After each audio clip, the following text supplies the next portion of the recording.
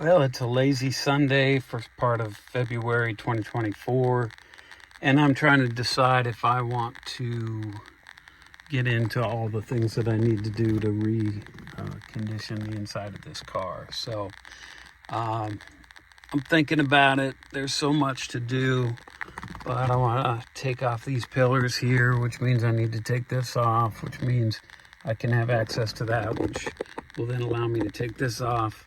And this. My gauges don't work, so I can get into there.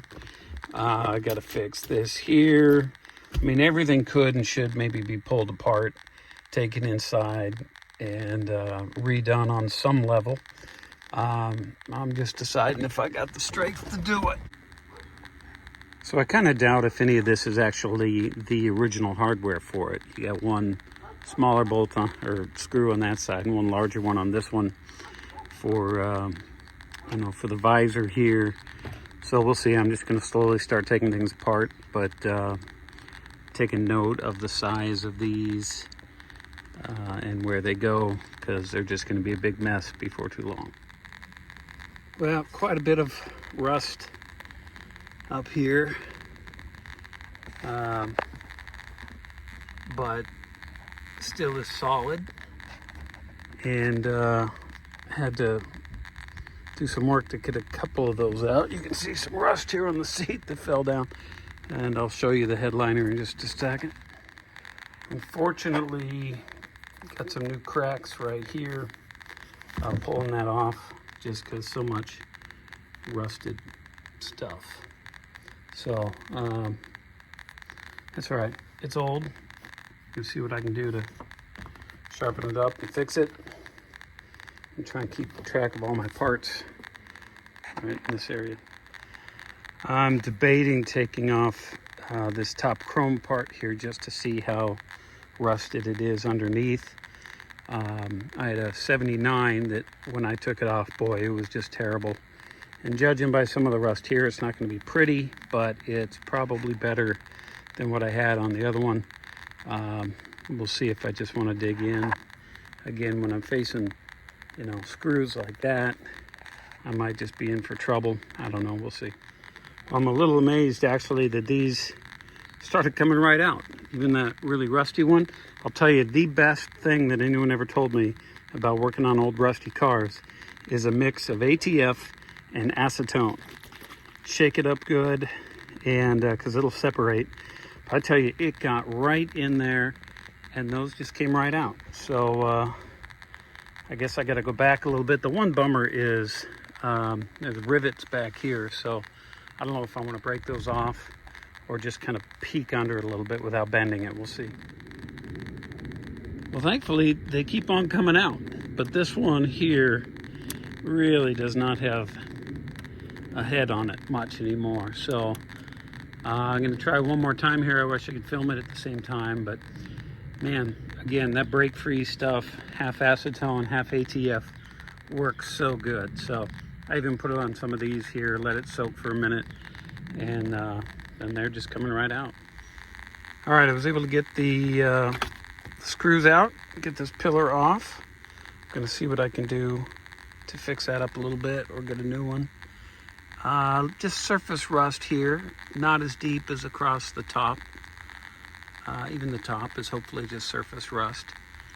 And anyways, didn't come off perfectly, but came off pretty well. This bolt here, this nut, this screw here, I had to grind out, and then was able to get this front part off. So just a few more screws, and I will take this dash cover pad off and do some work on that. And then also get into my lights and lights and gauges. So we'll see how it goes. Okay, another pillar out. I did have to drill this screw out, but came out pretty well. Didn't even damage the back much at all. So that's good. This will be a decent pillar to try and fix up. See if I can find the right materials to do that. And yeah, this looks pretty solid. Not a lot of rust at all there. There's one bolt that I'm trying to get to here in order to remove this. And I think I may need to do some more things to get this gauge area to come down just a little bit. It's an interesting sound. Anyways, I think I'm going to finish up as soon as I can get this one out. Take these inside and try and make a plan. Or maybe keep going. I don't know. Making some progress for a couple hours of work. Destruction. Hopefully it all comes back together. All right, cool thing is, this is the only side, passenger side, the only side that has this thing here. Once I got the 3 screws out off the top of this, it was able to, be pulled up and kind of removed. What I don't know is how to get this inside lip outside of this pillar here, or this inside lip outside the pillar. So, it's movable, but unless I do some serious bending, which I could, it's not coming out just yet. If I bend it, it's just going to crack the top more. I'm not sure what to do on that. All right, cool. I was able to just barely wedge this section out right here. And so I did it on the driver's side. I wondered if it would be easier on the passenger side, but since I got it, I'm not going back.